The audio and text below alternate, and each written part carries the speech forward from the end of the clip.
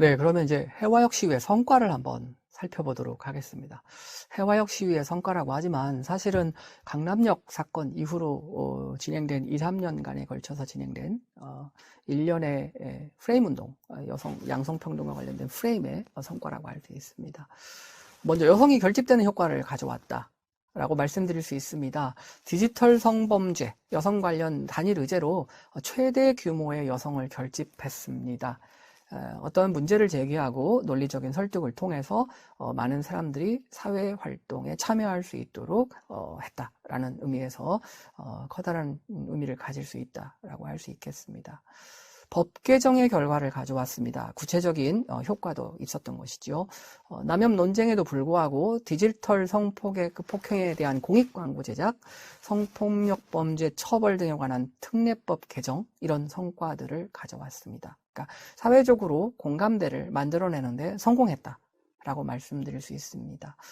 의제의 공론화, 물론 의제가 공론화되고 법 개정이 되는 것이긴 하지만 의제의 공론화에도 성공을 합니다. 미투 운동을 진행했고요. 웹하드, 카르텔 등 디지털 범죄의 심각성 공론화, 의제화에도 성공을 했습니다. 다만 이 부분에 대한 입법은 아직도 많이 부족한 것으로 보입니다.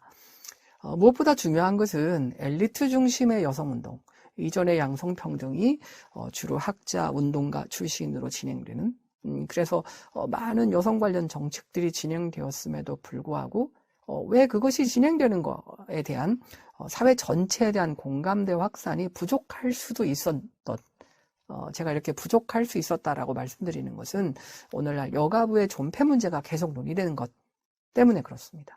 그러니까 무엇을 하였는지를 알고 정확하게 판단을 했다면 그렇게까지 요구를 할 수 있을까라는 생각이 드는 부분이 있어서 그거는 엘리트 중심의 진행이었기 때문에 그런 것이 아닌가라고 생각하게 되는 거죠. 그래서 이 사건은 엘리트 중심의 여성운동에서 시민이 직접 주관하고 참여하는 행동주의적 요소가 강화된 큰 사건이다. 이렇게 평가할 수 있을 것 같습니다. 아무튼 우리나라 여성운동사에서는 되게 중요한 역사적인 사건이라고 볼 수가 있습니다. 담론의 변화 과정을 잠깐 살펴보면 여기에도 커다란 의미가 있습니다. 해화역 시위 과정에서는 담론이 변합니다. 물론 이건 이제 이전부터 시작은 합니다만 허구적 성대결이 강화됩니다. 이때 왜 허구적이라고 하는지는 좀 더 설명을 드리도록 하겠습니다. 일단은 남성 혐오, 여성 혐오 갈등이 표면화됩니다. 여기에 이제 남성 혐오라고 하는 것을 미러링을 두고 하는 이야기인데, 여기에 이제 허구적인 그 프레임이 있다라고 말씀드리는 겁니다. 남초 커뮤니티에서는 반페미니즘 시각을 유지합니다. 언론 논조도 여성에게 매우 편파적이다라고 주장을 합니다. 그리고서 나타나는 것이 남자들이기 때문에 역차별을 당한다. 약하다. 우리가 더 약한 처지에 있다. 그래서 약한 남성 프레임, 남성들이 역차별 당한다라는 프레임을 생산하기 시작을 합니다. 이게 많이 확산되고 있는 추세이기도 하고요. 그래서 여쪽 커뮤니티 내의 분열 양상, 그리고 남쪽 커뮤니티의 결집이라는 양상이 나타납니다. 이거는 좀 우려할 만한 사태라고 할 수 있을 것 같습니다. 자, 여초와 남쪽 커뮤니티의 여성 혐오 관련 담론과 전략에 관한 부분입니다. 그래서 처음에 메갈리가 성립했을 때 담론이 표출되고 전략화 단계를 겪고 그리고 이제 경쟁 관계를 겪게 되는데, 메갈리아 성립 단계에서는 여쪽 커뮤니티에서는 여성 혐오 문제를 제기를 했고요. 남쪽 커뮤니티에서는 여성 혐오에 대한 혐오, 여혐혐이라고 하는 여성 혐오를 한다라는 거에 대한 혐오를 하고, 그 다음에 이제 역차별받는 남성, 그 다음에 남성 혐오, 이런 표현들이 나타나기 시작합니다. 담론을 새롭게 제기하기 시작하는 거죠. 전략화 단계에서도 개인적인 비극이다, 여성 혐오가 아니다 라는 이제 논리를 전개하고요. 개인의 일을 남성의 일로 일반화시킨 것은 남성 혐오다 라고 이제 주장을 하게 됩니다. 홍대 목화 사건에 대해서도 남성 피해자의 등장, 남성이 사회적 약자라는 걸 보여주는 거다. 우리가 여성 피해자 중심으로 사건을 설명하고 이야기를 하지만 실제로는 숨겨진 남성 피해자도 많이 있다. 남성이 피해자다. 이제 이렇게 논리를 전개하기 시작하는 겁니다.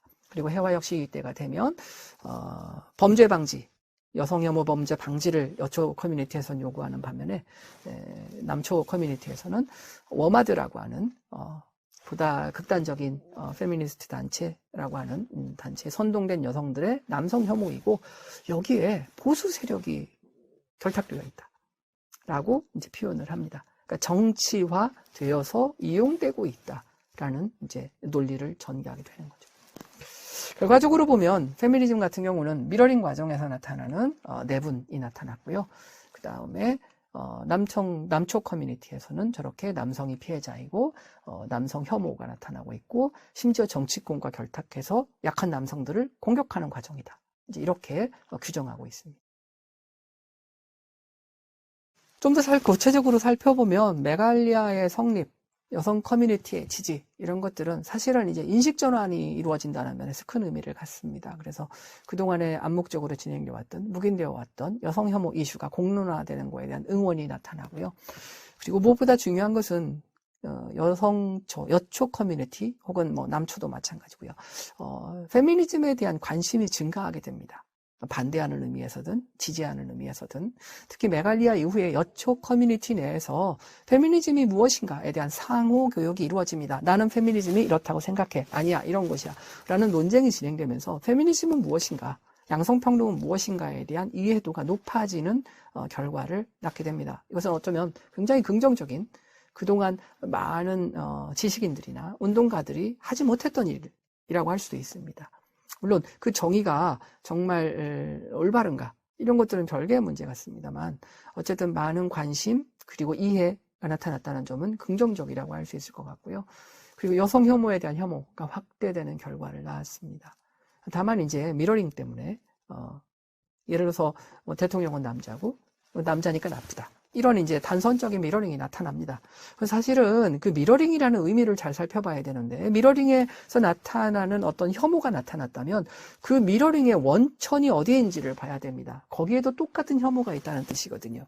그렇게 되면 이런 메갈리아나 워마드에서 나타나는 강한 표현은 그 자체에서 생산된 것이라기보다는 이미 외부에 존재하고 있는 그 무엇을 특정한 단어를 바꾸어서 재생산하는 것입니다. 그러니까 남혐이 나타났다면 미러링에서 남혐이 나타났다면 사회에 이미 여혐이 존재하고 있다는 사실이죠. 그러니까 사실은 그 부분에 원천에 관심을 가져야 되는데 이제 그러지 못한 일들이 벌어지게 되고 그러나 그럼에도 불구하고 어쨌든 남혐에 대한 우려가 있기는 하지만 나름 여권 신장에 기여하는 바가 있다. 여성의 문제를 사회의 표면에 드러내는데 기여를 했다. 이런 평가를 받고 있습니다. 여성 커뮤니티의 담론 과정으로 나누어서 한번 보겠습니다. 강남역 사건에서 보면 이제 키워드 분석을 한번 해보았는데 여자라서, 추모, 여혐, 페미니즘, 미러링, 인권 이런 단어들이 보도에 많이 나타나게 됩니다. 이거는 미리 말씀드렸어야 되나요? 이 분석은 저희 과 학생 4명하고 같이 진행을 했습니다. 학부생들이고요. 관심이 많아서 이제 이 문제를 가지고 분석을 시작을 했고요. 논문을 쓰게 되었습니다. 보시면 알겠지만 학부생이 굉장히 많은 시간을 들여서 저런 것들을 분석하는데 그거 역시 관심의 증가라고 할 수 있습니다. 그래서 저는 직접적으로 20대 여성들이 어떤 관심을 가지고 있는지를 볼 수 있는 간접적인 계기가 된 것이기도 합니다. 그 다음에 강남역 사건은 살인사건, 정신질환자의 묻지마 살인사건이 아니라 여성혐오 범죄다라는 게 이제 확산되기 시작했고요. 홍대 몰카 사건과 관련해서도 언론 보도나 커뮤니티 내에서 나타나는 주요 키워드는 여혐, 몰카, 피해자, 여혐민국, 환멸 뭐 이런 것들입니다. 그래서 언론의 높은 주목, 경찰의 빠른 수사 이런 거에 대한 공권력의 배신감이 들었다. 여성이 가해자로 지목되는 순간 언론도 많은 관심을 보였고 수사도 빠르게 진행됐다. 과연 여성이 피해자였다면 저랬을까? 라는 이제 의구심 그리고 배신감 이런 것들을 들게 되는 거죠.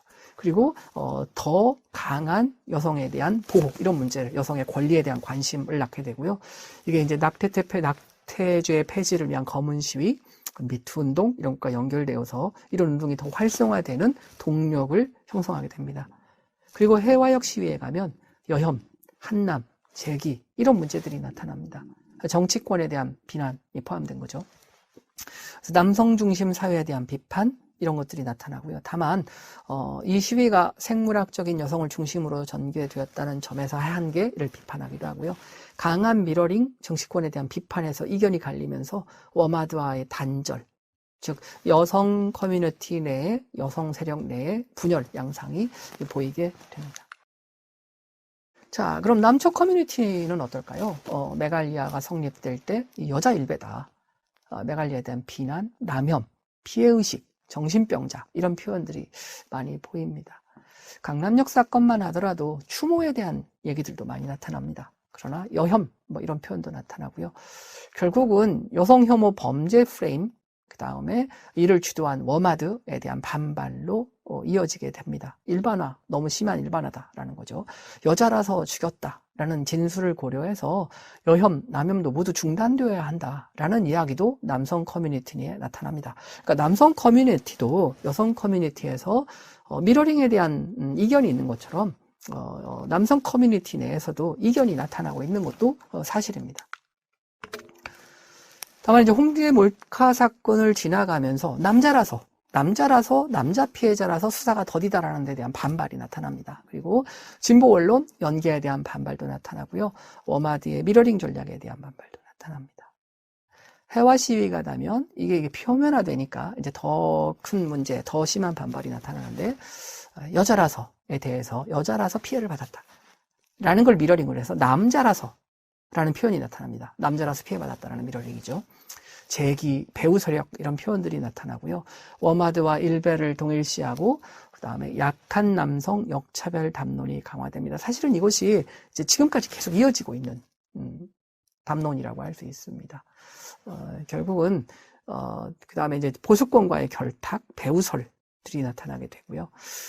다만 이제 여성 커뮤니티에서 나타나는 분열에 비해서 남성 커뮤니티에서의 분열은 약하고 결집이 강화되는 피해자로서의 어떤 아이덴티티가 강화되는 양상이 보여집니다. 결국은 온라인 커뮤니티에서 나타났던 놀이, 조롱 이런 것들이 정책 담론으로까지 발전되는 과정이 나타납니다. 여성 혐오 담론이 사회 전반으로 확산되면서 문제의식이 크게 부각이 되었고요. 다만 이제 자극적인 미러링, 정치 표현, 진보 보수 갈등이 이 여성 커뮤니티 내로 유입되면서 분열되는 양상을 보이고요. 남성 커뮤니티에서는 자극적인 미러링을 근거로 약한 남성, 차별받는 남성이라는 담론을, 경쟁 담론을 확산하기 시작했습니다. 결국은 이런 것들은 온라인 커뮤니티가 시민 주도로 사회운동, 정치 세력화 가능성이 크다라는 점을 보여주었다는 점에서 또 큰 의미가 있다라고 할 수 있겠습니다.